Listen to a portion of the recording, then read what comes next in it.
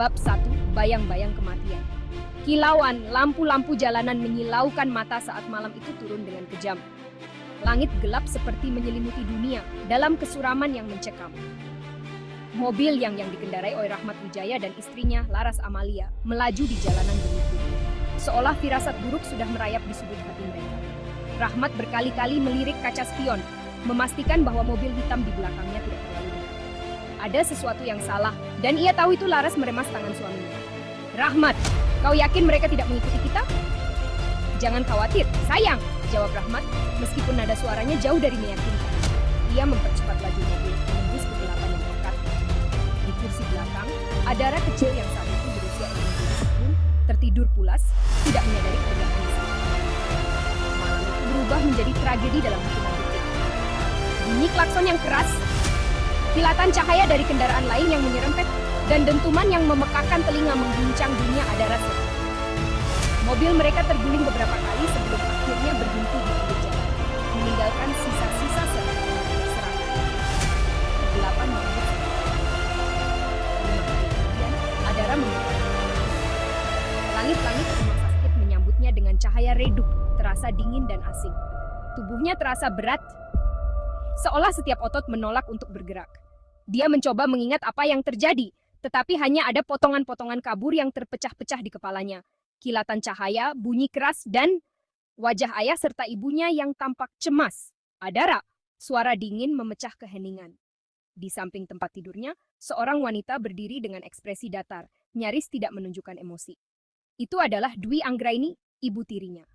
Wanita itu mengulurkan tangan untuk mengusap pipi Adara, tetapi gerakannya terasa kaku, jauh dari kasih sayang. Kau akhirnya bangun. Adara ingin bertanya di mana ayah dan ibunya, tetapi suaranya tak mau keluar. Lidahnya kaku, terjebak oleh rasa takut dan bingung. Perlahan, matanya mulai membasah. Air mata mengalir tetapi tidak ada jawaban. Dwi menunduk, berpura-pura bersedih. Ayah dan ibumu, mereka tidak selamat, katanya dengan suara pelan, hanya kau yang hidup, Adara. Kata-kata itu menghantam seperti palu godam, menghancurkan segala sesuatu yang tersisa dalam hidupnya. Adara merasa seperti tenggelam dalam lautan kegelapan yang tak berujung. Hari-hari berlalu tanpa perasaan. Dwi mengambil alih segala sesuatu yang berkaitan dengan harta keluarga Wijaya. Rumah besar milik keluarga mereka berubah menjadi tempat yang dingin, penuh dengan tapan sinis dari ibu tirinya dan 2 saudara tirinya, Saskia dan Aldo. Tidak ada yang peduli akan kesedihannya. Bahkan, seringkali ia mendengar bisikan mereka di balik dinding, mengejek keadaannya, bertahan dengan kepura-puraan. Di tengah keterpurukan itu, Adara mulai menyadari ada yang tidak beres. Dwi dengan cepat menguasai bisnis milik ayahnya. Sejumlah aset dijual dengan dalih menyelamatkan perusahaan. Tidak ada yang diperbolehkan bertanya atau menghalangi. Adara melihat dari jauh, namun ia merasa tidak berdaya. Saat mencoba mendekati para pekerja atau orang-orang yang ia kenal di perusahaan ayahnya, ia selalu dihadang oleh Dwi dan Saskia, yang memandangnya dengan mata penuh kebencian. Kejamnya perlakuan Dwi dan saudari tirinya semakin terasa. Seringkali, Adara diperlakukan seperti orang bodoh, direndahkan, dan diabaikan. Makan malam adalah saat paling menyakitkan, di mana Dwi dan Saskia tak segan-segan menyindirnya di depan pelayan. Ah, Adara, kau bahkan tak bisa memahami pembicaraan kita, bukan? Kata Saskia, suaranya menyebalkan. Pada awalnya, Adara melawan dengan air mata dan amarah, tetapi semakin lama, ia menyadari bahwa perlawanan hanya membawa lebih banyak penderitaan. Setiap kali ia menunjukkan kepintarannya atau mencoba melawan, Dwi akan mengancamnya. Kau hanyalah anak yatim piatu yang menyedihkan. Jangan berpikir bisa-bisa menguasai harta yang tidak pantas kau miliki.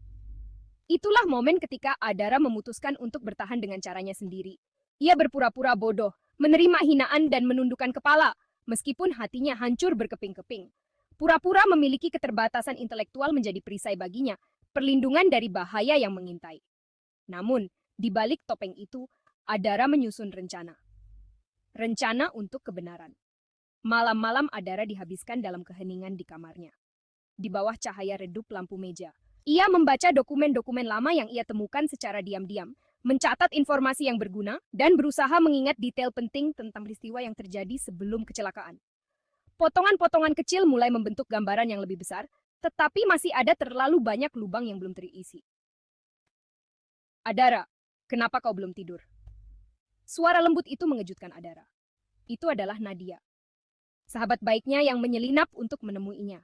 Nadia adalah satu-satunya orang yang benar-benar peduli padanya. Mereka duduk bersama, dan Adara menceritakan semua kecurigaannya. Aku tahu mereka menyembunyikan sesuatu, bisik Adara dengan suara penuh tekad. Aku harus tahu apa yang terjadi pada ayah dan ibu. Nadia menggenggam tangannya erat-erat. Aku akan membantumu, Adara. Kau tidak sendiri. Bertahun-tahun dalam kesabaran. Tahun demi tahun berlalu, dan Adara semakin pandai menyembunyikan kecerdasannya. Di balik sosok gadis yang dipandang bodoh, ia berhasil mempelajari seni investasi dan keuangan. Melalui bantuan tersembunyi dari Bagas Darmawan, seorang pegawai setia yang masih menghormati keluarganya, Adara membangun jaringan bisnis rahasia. Ia menggunakan identitas lain untuk menjalankan bisnis dan meraih kesuksesan yang luar biasa dalam dunia investasi.